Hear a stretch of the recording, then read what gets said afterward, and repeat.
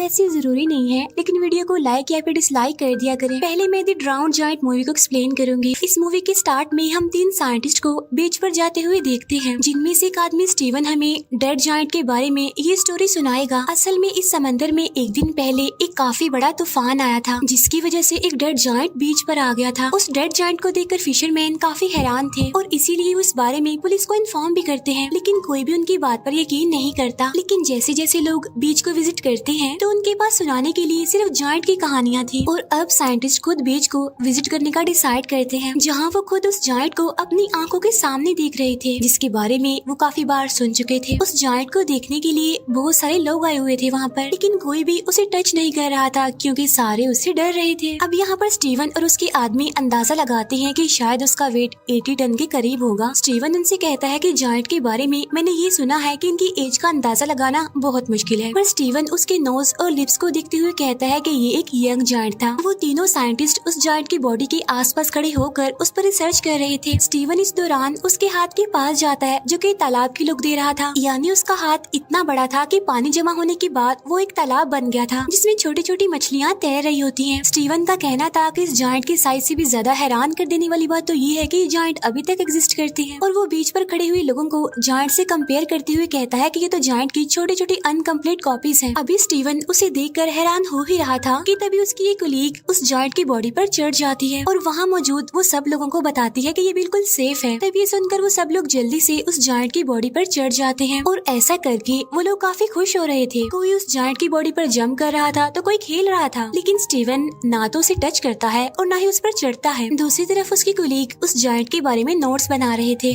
और जैसे जैसे टाइम गुजरता जा रहा था वहाँ उस जायंट से खेलने के लिए लोग कम होते जा रहे थे, क्योंकि सब लोग अपने अपने घर जा रहे थे। फिर 3 दिन के बाद स्टीवन दोबारा यहाँ पर आता है, क्योंकि उसका उस जायंट में इंटरेस्ट बढ़ गया था, और उसका दावा था कि उसे इस जायंट पर नजर रखते हुए कोई भी परेशानी नहीं हो रही है, क्योंकि वो जायंट उसके आसपास के लोगों की निस्बत ज्यादा जिंदा था। फिर वो दिखता है कि वहाँ पर कुछ बच्चे जायंट के ऊपर स्लाइड खेल रहे हैं, और कुछ आदमी तो उस जायंट को काटने की तैयारी कर रहे थे। तो आज वो जायंट के पास देर तक रुकने का इरादा करता है ताकि जायंट के पास कोई भी ना हो, लेकिन जैसे ही वो जायंट के पास आता है तो वो दिखता है कि जायंट डिके होना स्टार्ट हो गया है, और उसका हर एक बॉडी पार्ट काफी अजीब दिख रहा है। अब यहाँ वो जायंट के कान पर एक लड़की को देखता है, जो उस जायंट के कान को एज अ चेयर यूज कर रही थी। स्टीवन नोटिस करता है कि जायंट के फेस से उसकी यूथफुल लुक खत्म हो गई है, यानी अब वो जवान नहीं दिख रहा। तब वो अंदाजा लगाता है कि समंदर में बहुत अरसा रहने की वजह से उसके टिश्यूज खराब हो गए हैं, जिसकी वजह से उसकी बॉडी काफी जल्दी खराब हो गई है। स्टीवन जायंट के फेस पर एक इंसेक्ट देखता है, जो कि उसके मुंह में जा रहा था। तब स्टीवन सोच रहा था कि इंसेक्ट के उसकी मंजिल तक पहुंचने से पहले ही ये जायंट डिके हो जाएगा, और अब स्टीवन बहुत ज्यादा हिम्मत करके उस जायंट के ऊपर चढ़ता है। अब जायंट की चेस्ट पर चढ़ने के बाद वो जायंट की बाजू को देख रहा था, जो बिल्कुल डिके हो चुका था, और कुछ बचा हुआ पार्ट्स इंसेक्ट्स और बाकी बर्ड्स खा रहे थे। यहाँ अब उसकी आंखों के ऊपर अब एक अजीब सा कवर आ गया था, जो कि उसकी आईज को भी एक तालाब जैसी लुक दे रहा था। फिर स्टीवन उसकी आंखों में अपना शेडो देखता है और सोचता है कि इस जायंट के डिके होने की तकलीफ उस तकलीफ से कम है जो उसे तन्हाई ने दी है। इसके बाद वो यहाँ से चला जाता है। फिर नेक्स्ट टाइम जब स्टीवन उस जायंट के पास जाता है तो देखता है कि उसकी आर्म्स और लेग्स डिके हो चुके हैं, और अब वो उसकी बॉडी को गौर से देख रहा था, जहाँ पर जायंट की बॉडी की इंसल्ट की जा रही थी, और इंसल्ट करने वाले कोई और नहीं बल्कि इंसान ही थे। अब हालांकि ये जायंट भी तो इंसान की तरह का ही एक क्रिएचर था। फिर नेक्स्ट डे स्टीवन जब दोबारा से उस जायंट के पास आता है तो वो देखता है कि उस जायंट का तो सर भी उतार दिया गया है, और बर्ड्स और इंसेक्ट्स उस जायंट को खा रहे हैं। अब सर के बगैर उसकी बॉडी इंसानों जैसी बिल्कुल भी नहीं लग रही थी। अब इसी के साथ ही स्टीवन और इस डेड बॉडी का रिलेशन भी कम हो रहा था, जो कि इस डेड बॉडी ने बनाया था।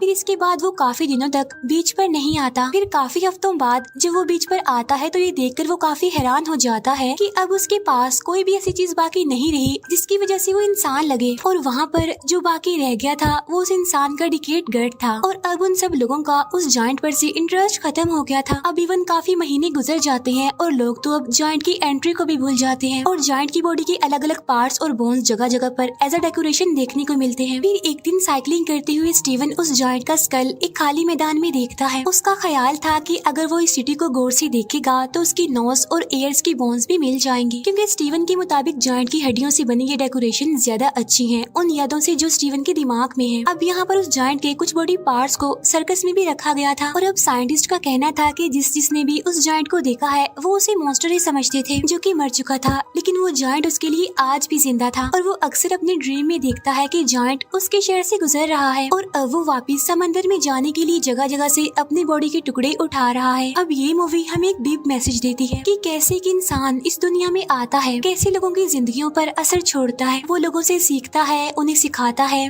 लेकिन फिर जब वो इस दुनिया से चला जाता है तो लोग उसे भूल जाते हैं। इवन दिन, महीने, साल गुजर जाते हैं लेकिन कोई उसे याद नहीं करता। सेम ऐसे ही जैसे हमने इस मूवी में देखा कि कैसे एक जायंट आया और सबके अट्रैक्शन बन गया, लेकिन फिर वही बात, दिन, महीने, साल गुजर गए लेकिन किसी को वो याद नहीं रहा। असल में यही इंसान की जिंदगी का कड़वा सच है कि जब तक कोई इंसान जिंदा रहता है तो लोग उसे याद रखते हैं, लेकिन अगर वही इंसान मर जाए तो थोड़े ही दिन बाद लोग उसे भुला देते हैं। और अब मैं एक्सप्लेन करूंगी आइस एज मूवी को। इस मूवी के स्टार्ट में हम एक कपल को देखते हैं जो कि एक न्यू अपार्टमेंट में शिफ्ट हुए थे। उनमें से आदमी जिसका नाम रोब था वो अपने घर में कुछ सामान लाते हुए नजर आता है। मीनवाइल उसकी वाइफ गेल घर में सामान सेट कर रही होती है। गेल को अपने इस न्यू अपार्टमेंट में एक पुराना फ्रिज नजर आता है जो कि लैंडलॉर्ड इस घर में छोड़ गया था। अब गेल उस अगली फ्रिज से परेशान थी, पर रोब उसे कहता है कि पुरानी टेक्नोलॉजी में जरूर कुछ अमेजिंग होता है, जिस पर गेल टॉन्टिंग वे में कहती है हाँ ये अगली सी मोटर जो इसके ऊपर लगी हुई है। अब गेल यहाँ पर न्यू फ्रिज रखना चाहती थी लेकिन रोब अभी न्यू फ्रिज अफोर्ड नहीं कर सकता था। गेल अपने हस्बैंड की चालाकी को मजाक में उड़ा देती है। अब वो दोनों इस इशू को